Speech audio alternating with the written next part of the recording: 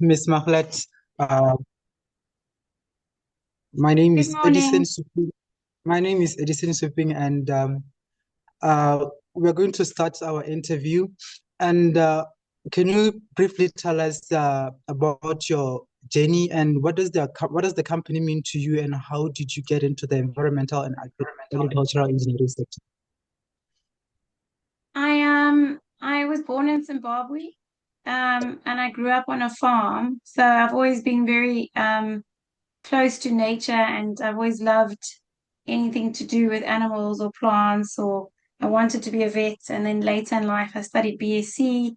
I did geology, zoology, and geography at university. And then just after university, I did environmental consulting for a few years and was appointed eventually on a mine. Um, and then I worked in-house in mining for close to 20 years. I left mining, went to Afghanistan. I worked in Afghanistan for WCS, which is a Wildlife Conservation Society. And when I came back to South Africa, I worked with a legal team for about a year. And then I decided to open my own company. So we are now 7 years old in June. And we've worked in close to, I think, 29 countries worldwide. So we do quite extensive work. And I'm really passionate about what we do. We do rehabilitation and restoration. And we work very closely with communities, which is really, really nice. So we have a logo called, I don't know if you've seen it on our page. It's Powerful Solutions, Gentle Delivery. So what we do try is most of our solutions are very powerful, they're very impactful, but we need to deliver that with collaboration and community. So yeah, so we remind people that you can't just force an idea on any community. You've got to do it with them. So it's you need to deliver it gently.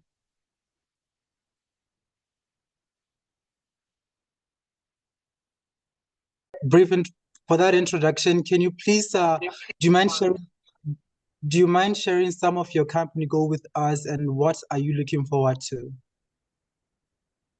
Our goal is to eventually do quite a lot of rehabilitation worldwide. So we're now rolling out incubator nurseries and planting indigenous plants and doing a lot of implementation. And we are successfully doing rehabilitation on tailings dams with no topsoil. So we have a very special, unique solution on how to get that right. Um, so I think our goal is to have a really big impact on the environment, not to just write reports. I think a lot of consultancy companies are really they income reports, and we understand the importance of report writing, but we want to prioritize implementation. So I think that's our goal. That's really beautiful. And reflecting on your success, by the way, congratulations on all of your hours and overall accomplishments. So what did it mean for you to be recognized for your work?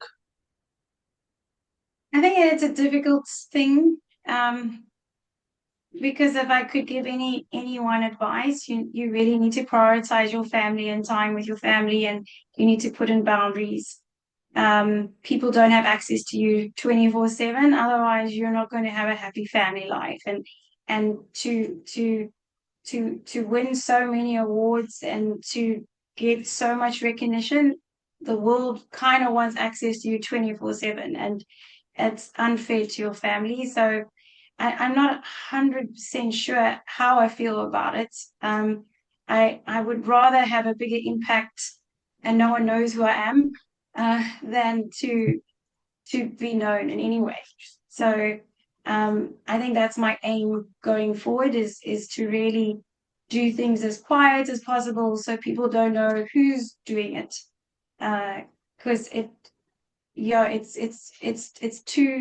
it's too hard to be working 24/7, and I did that for majority of my life. So yeah, I'm not someone who likes to brag about it because there's a lot of sacrifices that come with it, and I wouldn't recommend it to anyone.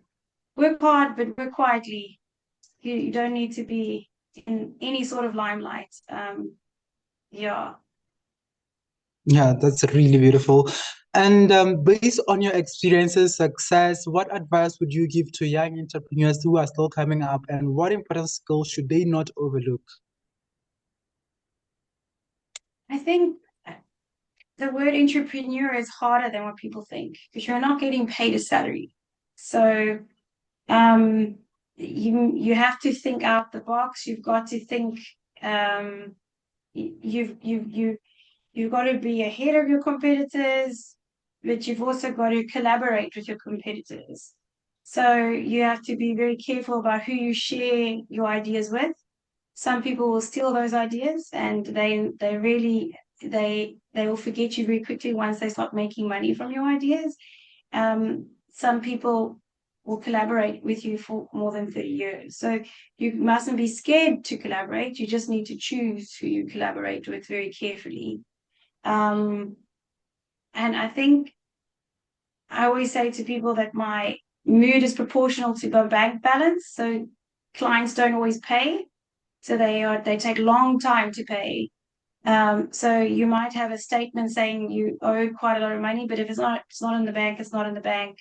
So it's on those days where you know you've been working hard, you know you've done a lot of work, you know you've impacted both people and the environment, you know this, but you're very demotivated because it's just not showing in your bank. And if it's not showing in the bank, you can't even book a flight to go somewhere or see a client or pay for petrol. So I think it's on those days for young entrepreneurs, you just need to put your head down and pray and know that some days are going to be harder than others, and that's okay. So be kind to yourself.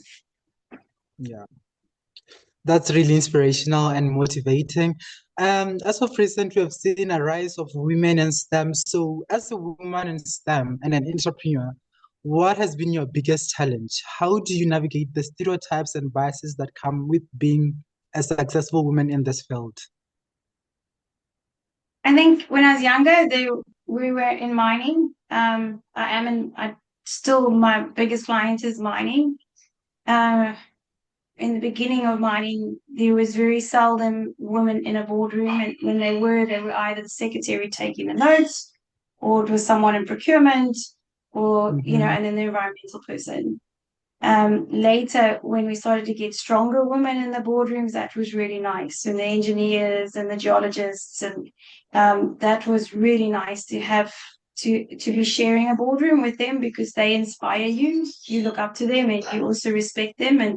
And I think the longer or the more women that come into the boardroom, I do feel we support each other a lot, which is fantastic. You get a lot of support from the women that you work with, but I've also always had a lot of support from the men that I work with. I have struggled a lot with if you're traveling a lot in Africa or in the beginning of my career, a lot of sexual harassment. That is difficult. You can't be rude to someone who just really doesn't respect you as a colleague, but sees you um, as a woman. And in a boardroom, you want to be just seen as a colleague. And I think that was really hard for me as when I was a younger woman. Um, Now, as experienced, I don't experience it anymore because I know people know that I will stand up for myself and I will tell them to stop it. So I think that was really difficult for me in the beginning of my career, is just to be acknowledged for how good I am, not to shift the focus. So that was very difficult in the beginning, but now it's much better. Um, and I really do appreciate, especially the men in the beginning of my career that were the result of the sexual harassment because there was a lot of support there. So a lot of older men supporting. So I think that's difficult. It's also difficult to be away from home, um, to sacrifice that and to be on planes and in very remote areas. That's very difficult. So I'm not a professional that actually says to women, choose this life. Um, if you're going to choose this life, know where your boundaries are. Um, it is very difficult and it's very lonely. And I don't know if I would choose it again.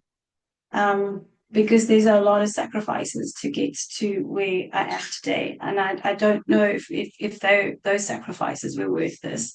And I know a lot of women are very pro in screaming out how successful they are, but I sometimes feel like they need to be a little bit more honest to the younger generation, and rather honesty and really telling them what this is about is maybe better. That's really beautiful. And I believe a young woman that rising in this field would be so motivated to hear your story. And can you tell us more about your NGO collaborations? Do you typically partner with organizations that share a similar vision? And what is the thought process behind choosing your networks? I think you kind of I have a very strong faith, and I believe God puts people in our path for a reason. I do like to align with organizations that are implementing. I'm not a massive fan of conferences and talking about solutions because people are already trained and speaking well. But to implement is very different ball game. There's a lot of there are, I would say, three NGOs that I really like working with because their impact is so important and their heart is in the right place.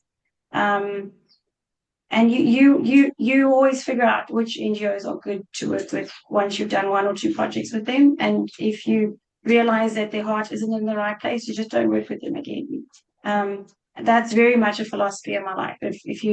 If they're not aligned to our principles and where we want to go, I have got to a point where I do choose. I will choose who to work with and who not to work with. Okay, awesome. The top descriptions under your name include sustainable mining practices, community engagement, and women empowerment. How do these concepts interconnect?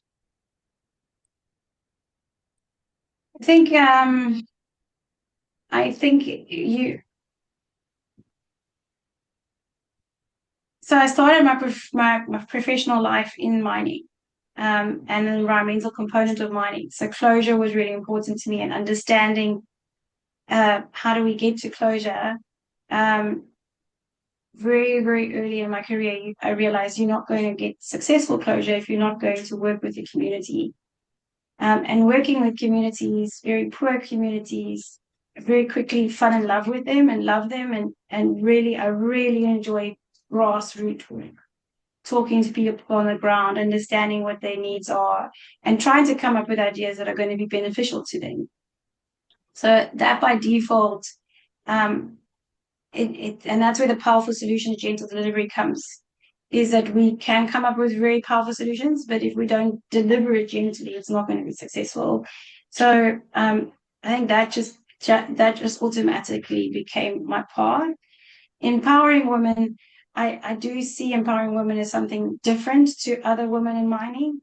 I think some people think that empowering women is saying you want to be the next CEO, you should be wanting to be the next vice president, and giving them steps or tools to be that. I see my role differently. I'm taking them a step back and I'm saying, are you considering having a family? When are you going to fall pregnant? Are you going to make time for your husband? These are important lessons that you are taught in church. And you can be a successful wife and career woman, but don't do that sacrificing your family life. Never sacrifice your family life. And a lot of women my age, we are successful because we did make those sacrifices. So for me, empowering women is very different. It's not, I don't want to be the leader that's saying, oh, you want to be me. No, you don't want to be me. So think about it carefully, understand what it means. And if you do want to be me, then you're most welcome to. But that's how I see empowering women. It's not, you don't want to carry a title, you shouldn't want it. You want a happy family life. That's more important. Thank you, thank you. As an expert in the mining industry in Africa, how do you feel the current trends will impact the industry and Africa's development in the next few years? I think I'm not always in agreement on how things are done in South Africa or how funding is given to Africa. Often we are using money in an incorrect way. I think we should rather teach Africa how to trade, um, and empower Africa to be self-sustainable. So not rely on funding. We have exceptionally intelligent young African people across the continent. I've met some of the cleverest kids and adults in Africa, and the rest of the world underestimate them because they don't speak English or they don't speak perfect English. So then they assume that you're not working with someone who's intelligent because their English is limited. But if we're going to achieve anything in Africa, we should be more open to being having translators in every meeting, and if not having those translators, making sure that we are taking time to understand the language and the culture and the customs, um, because Africa have the answers. The young people and the adults in Africa have the answers. We don't need international input. We have the answers. It's just no one's stopping and listening because there's a language barrier. That's what I've seen, and I feel that the trends should be leaning towards empowering self-sustainable individuals in Africa, and not funding, constantly just funding, and money disappears.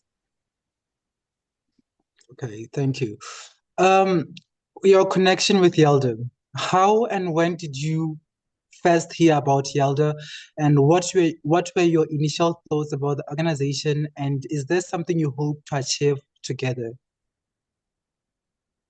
I don't recall exactly how, because I get requests for a lot of advertising and a lot of interviews. So I don't recall exactly how it came about. But for us as a company, we're very passionate about empowering youth.